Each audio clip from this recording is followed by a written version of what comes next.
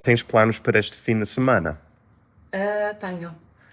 E vai ser um fim de semana normal ou tens alguma coisa de especial planeada?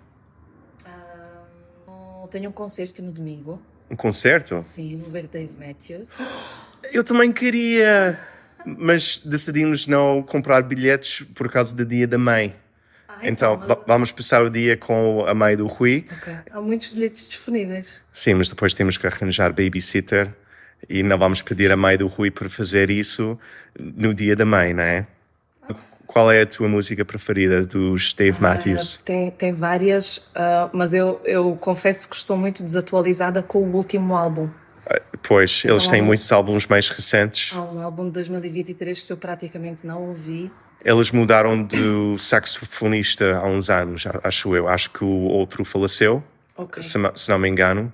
E agora é o saxofonista dos Deftones. Ok. Bella Fleck. Ok. E os é muito bom. ser. Ou tu vais a muitos concertos?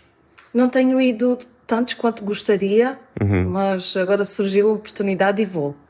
E tento estar atenta e saber quando há coisas que gostaria de fazer, Sim. mas nem sempre posso ou nem sempre me disponibilizo para ir.